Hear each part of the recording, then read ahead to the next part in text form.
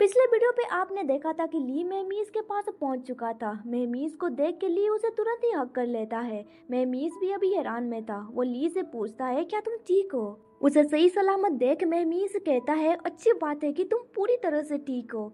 उसे हैरान में देख के मेहमीज उससे पूछता है, आखिर तुम्हारे साथ क्या हुआ है? देन ली दूसरी तरफ देखते हुए सोचने लगता है, क्या इससे कोई और भी अफेक्टेड हुआ है? पर वहाँ पे बहुत अंधेरा है, मैं ठीक से कुछ भी क्लियरली देख नहीं पा रहा। देन वो मेहमीज को देखते हुए सोचने लगता है, नहीं, कुछ तो गड़बड़ जरूर है। मीमी यहाँ पे क्या कर रहा है और अभी वो इतना परेशान नजर क्यों आ रहा है? मैंने क्लियरली उसे एक लेटर भेजा था जहाँ पे मैंने लिखा था कि मैं बिल्कुल सेफ हूँ।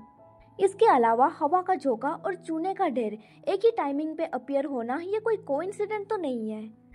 वो धीरे से मिमी को कहता है, बिल्कुल भी मत हिलना और मेरी बात ध्यान से सुनो। यहाँ पे कुछ भी ठीक नहीं है। मुझे लगता है कि कोई सीक्रेटली हमारे और गॉड के बीच परेशानी पैदा करने की कोशिश कर रहा है। ये सुन के मेहमीज कहता है, मैं समझ गया। जिस पे ली हैरान हो जाता है और सोचने लगता है, वो इतनी जल्दी समझ गया। देन मेहमीज ली को चित पे किस करता है और उसे धीरे से कहता है, हम उसी का ट्रिक इस्तेमाल करके उसे बाहर निकालेंगे। देखते हैं आखिर उसका मकसद क्या है। इसके बाद वो दोनों अजीब सा शक्ल बनाते हुए एनुबीस की ओर देखने लगते हैं। अभी वो दोनों सोच रहे होते हैं, क्या तुम हमारे एक्सप्रेशन देख सकते हो? क्या तुम समझ रहे हो कि हम क्या कहना चाहते हैं? हमें अभी नाटक करना होगा। मुझे पता है तुम्हारा एक्टिंग स्किल बुरा है, पर तुम्हें हमारे साथ कोऑपरेट करना होगा। तभी वहाँ पे फील्ड के सारे लोग पहुँच जाते हैं और एक पर्सन चिल्लाते हुए कहता है, सब लोग बाहर निकलो, ये वही आदमी है। उन लोगों को देख के ली और मेहमीज भी हैरान में पड़ गए थे। वो लोग अभी बहुत ही ज्यादा गुस्से में थे। एक पर्सन चिल्लाते हुए कहता है, ये वही आदमी है जिसने हमें यहाँ पे लाया था। उसने हमें एक दूसरे को मारने के लिए कहा था ताकि वो मजे ले सके। हम लोगों को सन ऑफ गॉड को प्रोटेक्ट करना होगा और हमने जितनी भी ह्यूमिलेशन सही है, हमें उसका बदला लेना होगा। उन लोगों को देख के ली सोचने लगता है, जरा रुको, आखिर ये सब लोग कहाँ से आ रहे हैं? ट्रेनिंग कैंप के लोगों को इस सिचुएशन के बारे में कुछ भी पता नहीं है। उनके मन में एनुबीस के खिलाफ बहुत ही ज्यादा गुस्सा भरा हुआ है। ऐसा लगता है वो लोग उसे हर्ट कर सकते हैं। देन वो आगे परेशान होकर सोचने लगता है, इस प्लानिंग का मास्टरमाइंड को हमने अभी तक नहीं ढूंढा है और मैं नहीं चाहता हूँ कि उसे हम लोगों के ऊपर सस्पेक्ट हो। अभी हमें सबसे पहले एनुबीस को इन लोगों से दूर रखना होगा। अभी एनुबीस बहुत ही ज्यादा हैरान में था। वो सोचने लगता है, मैंने लोगों को पत्थर करने वाली एबिलिटी को इस्तेमाल नहीं किया, तो यहाँ पे इतने सारे चूने का ढेर कहाँ से आ गया? तभी ली चिल्लाते हुए कहता है, सब लोगों को संभल के रहना होगा। बाकी के सभी लोग अभी भी जिंदा है। तुम लोगों को जल्दबाजी में कुछ भी नहीं करना है। तुम सब लोग अलग अलग हो जाओ। उसे अपनी जगह पर कब्जा करने मत दो। सब लोग चुप जाओ। ये सुन के एनुबीस बहुत ही ज्यादा हैरान में पड़ जाता है। तभी मेहमीज कहता है, टैक्टिक 3, हमें उसके मूवमेंट्स को रेस्ट्रिक्ट करना होगा।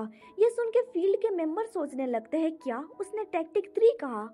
ये तो बैटल प्लान है ना, टारगेट को डिफेंड करने के लिए।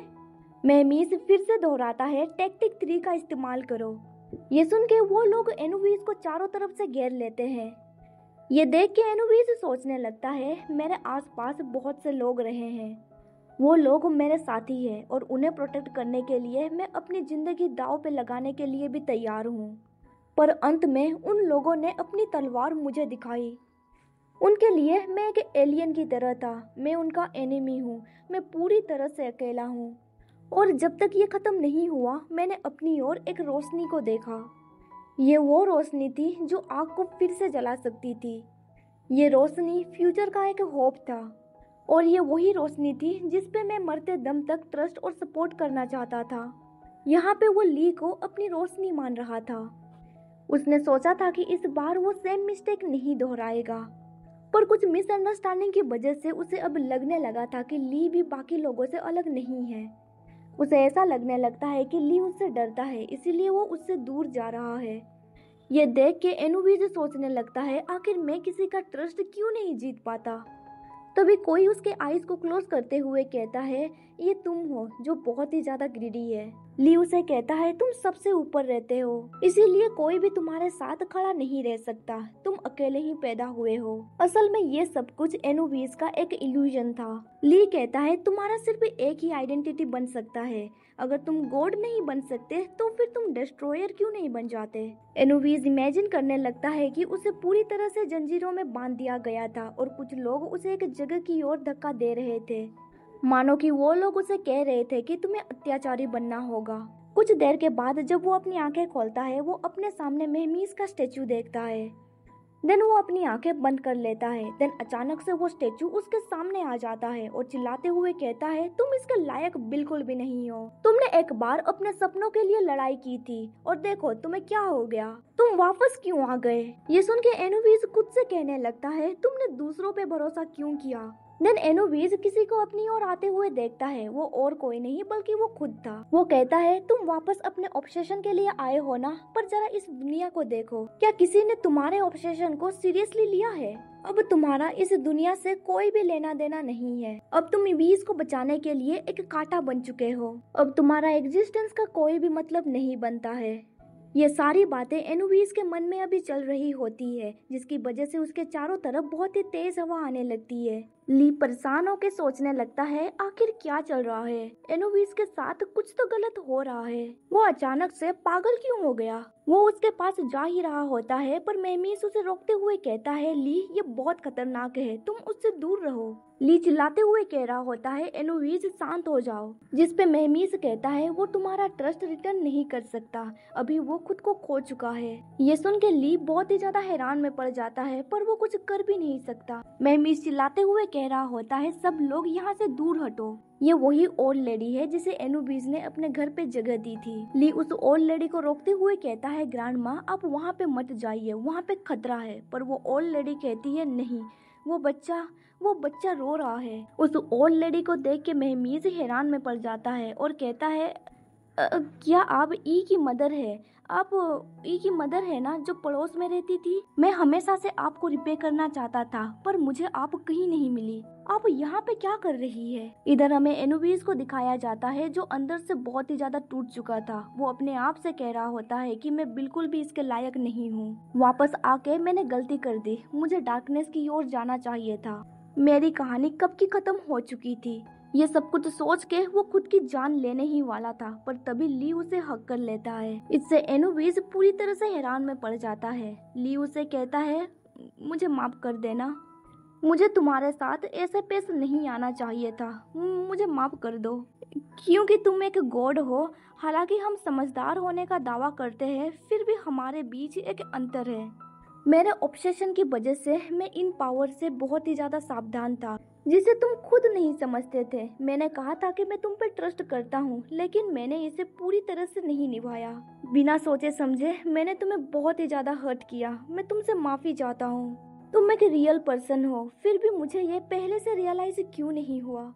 देन वो इमोशनल होकर कहता है, मुझे अभी रियलाइज हो रहा है।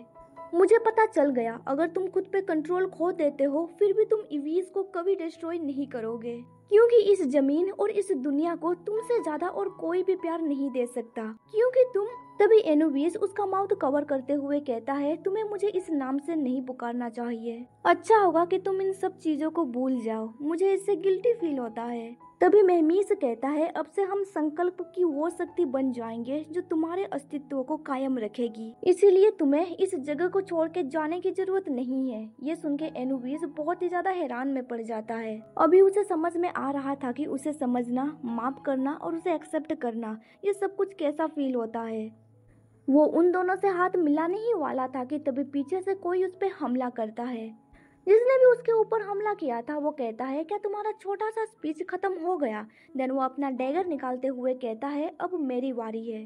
तभी मेहमीस उसे जमीन में नीचे गिरा देता है और कहता है, मैंने तुम्हें पकड़ लिया। वो पर्सन और कोई नहीं बल्कि डील था। डील कहता है, आखिर तुम इतनी जल्दी कैसे रिएक्ट कर सकते हो? जिस पे मेहमीस कहता है, क्योंकि मुझे स्पेशली तुम्हारे ऊपर नजर रखने के लिए कहा गया था। क्या तुम्हारा असली मकसद गॉड को मारना था? तभी ली कहता है, अनफॉर्चुनेटली मुझे ये नहीं पता है कि कोई भी गॉड को नहीं मार सकता। देन वो आगे कहता है तुम्हारा परफॉर्मेंस ट्रेनिंग कैंप पे बहुत अच्छा था, इसीलिए मुझे तुम पे ज्यादा शक नहीं हुआ। मैंने तुम्हें अपना नेकलेस दिया ताकि तुम कोई मुसीबत खड़ी ना करो, पर देखो तुमने क्या किया। एनुबिस अपने शरीर से रोड बाहर खींचते हुए कहता है डील, तुमने एक बार मेरे साथ लड़ाई की थी, तब तुम सिविल ऑफिसर के लीडर थे जिसका स्टेटस ईवी के बाद आता है। मैं एटलीस्ट ये तो एक्सपेक्ट नहीं कर रहा था कि तुम एक धोखेबाज निकलोगे। देन वो स्माइल करते हुए कहता है पर अभी मुझे एक भरोसेमंद साथी मिल चुका है। देन वो उस रोड को उसकी तरफ फेंकते हुए कहता है मैं जब तक यहाँ पे रहना चाहूँ मैं रह सकता हूँ, मुझे कोई भी नहीं मार सकता। उसके मुंह से ऐसी बातें सुन के ली और मेहमीज स्माइल करने लगते हैं और सोचने लगते हैं तुम्हें एग्जैक्टली इस तरह ही जीना चाहिए।